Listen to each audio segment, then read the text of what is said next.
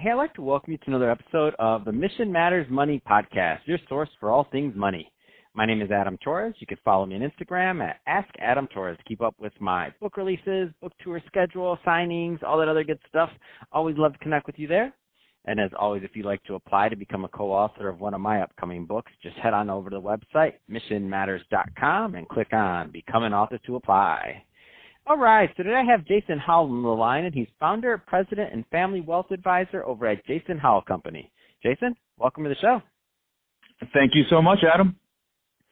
So excited to get into today's topic. So we're going to get into family governance and really what families should be thinking about out there when it comes to their money and management. But before we do that, let's get a little bit further into what you're doing over at Jason Howell Company. Tell us a little bit more about your company, please. Oh, thanks, Adam. We're a family wealth management firm. We are creating the new patriarchs and matriarchs out of millennials and Gen Xers. Man, I love that. And the thing about the thing that's unique about this, and when we were kind of warming up in the pre-show, as I said, I interview a lot of finance people, but a lot of people are not really coming at it from that angle of the matriarch, the patriarch, or family governance in general.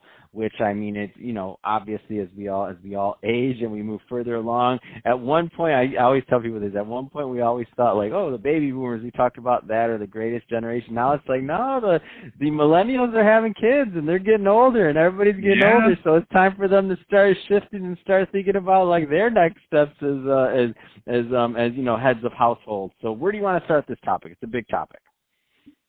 Well, it is a big topic. I mean, it's just, we can be very present about this topic. We're facing so much challenge in the COVID months and maybe a year or two of the pandemic. And I just think, and I've thought this for a long time, that our generation of adults are facing incredibly unique challenges. And we have to do things a little differently than our parents and grandparents did to actually make and affect change. That's what I built my business around. It's what I wrote my book around and what I'm continuing to sort of promote as I get out there. So what are some things, a lot of people listening right now, what are some things that these heads of households should be, or these parental units should be thinking about and when it comes to family governance? I mean, give us some tips, some things that they should be thinking. Yeah, I'll make it easy. One of the things that I'm proud that we do at Jason Howell Company is we equip the families with 3 specific tools as we go through what is a traditional financial planning process. We call it a family governance process. So the very first step of that is actually creating a financial roadmap, which may feel more traditional as far as financial plans go. But we put in that and come out of that with 40 to 60 recommendations for essentially managing financial life. That's the what of what you need to do. And that, again, that might be more standard, but we try to make it pretty clear. We do bullet points. We make it pretty accessible. The piece that we do, though, is what we call the implementation guide. So this prioritizes the when, when they need to implement all those recommendations that we put down, because that's a lot of recommendations. How do you know when to do that? We make that a part of the process as well. But the final piece that truly makes us unique is this family constitution that we build by the end of the rainbow of our process. And all that is really the how and the why that you implement those recommendations. It's all part of that process we call family governance. It's very much about creating multi-generational wealth, even for people that are not ultra-high net worth. We're bringing that down to the regular net worth people that are ambitious, as many people in our generation are, that are seeing a lot of challenges in our country, in our world, and want to affect change. But it's just not about working hard and making things happen. It's just not the world we live in. Finances are so complex that you have to be very intentional.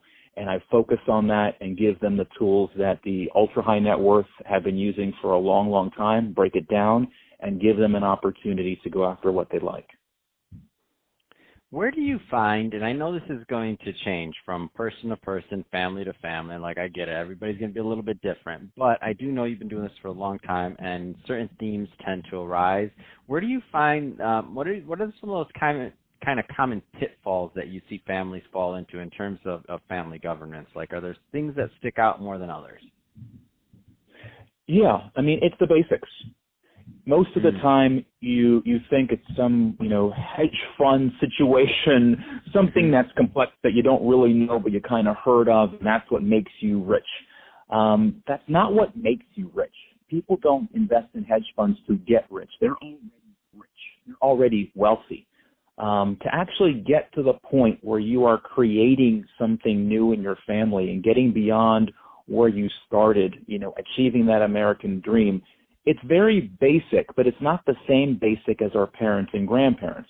Our parents and grandparents knew the American dream was work very hard, nose to the grindstone, and then you'll be able to take your family to places you never knew. You can work really hard right now, and because of the way things have gotten incredibly expensive on a on a pro rata basis, on a basis that takes into account going further and faster than inflation, some of our biggest costs like housing, healthcare, college, all of these things, we can't just work hard. We have to work pretty smart in addition to working hard. But parallel to that, we have to be really serious about our finances. So very basically, have you paid off your credit card debt? Have you paid down your student loan? If you haven't, then there's a whole plan you need just for that. Have you saved up an emergency fund, money that just sits there, 5 figures of money that just sits and it's there in case you lose your job during a pandemic, in case you're furloughed, in case you have to wait for something, in case you have a health emergency that goes beyond your health insurance? That's basic, silly stuff, but it needs to be really tangible and real when you're looking at the challenges we face as a generation, as opposed to just sort of generically what we saw our parents or grandparents go through. So once you get those immediate layers done, that you've zeroed out the credit card debt with its expensive interest, you've saved 5 figures, whatever 5-figure amount you want, that's just cash, then you can guarantee your income is going to be there, right? Like you kind of know it's going to be there. You're very safe in your job. That's when you go above and beyond what you might be doing in your employer retirement account, and you should be doing something in the employer retirement account, at least getting the match, right? You've heard that before. But now you can go beyond and say, all right, what complexity can I do? Can I buy another house if that's my way of doing things? Can I set up a side business if that's how I want to do things? And as a last resort, can I actually get in the stock market? With excessive money beyond retirement, should that be where I put my money? And that's coming from a financial advisor. That's not the knee-jerk way that I think people should invest. Invest in yourself, in your education, and then think about whether you want to do something on the business end, because it's always been about income. Before we had people in the markets, it was about pensions, and before that, you worked till you died. And so it's always been about income, and even when you save up a few $1 million, your financial advisor is still going to say, this is the income you can take every year. So you don't need to jump to the markets. Think about what income you want to generate, and you'll be well on your way. Man, that's awesome. I love it. It's great tips and great advice, Jason, and I can talk to you about this stuff all day long, but we're about out of time. So that being said, if somebody is listening to this, final question, 2-part question. If somebody's listening to this, number one, what's the right type of fit typically as a client and or a family unit to work with Jason Howell Company, number one? Number two, what's the best way for them to reach out and to connect with you and your team? Number one, if you're a dual income couple with a couple of kids and you are trying to do something special with your money, then you're the kind of client we like to work with. We have a flat fee option and we have a managing money option that gets you in the door with us and allows you to be able to go after what you're trying to do. If you're trying to become a patriarch or a matriarch, we will work to help get you there. It won't happen in a year, but it'll happen over time. Number two, as far as getting in touch with us, it's my name, jasonhowell.com, JasonHowell.com. If you wanted to go really ambitious and get my email address, it's the same, really. Just add Jason@jasonhowell.com.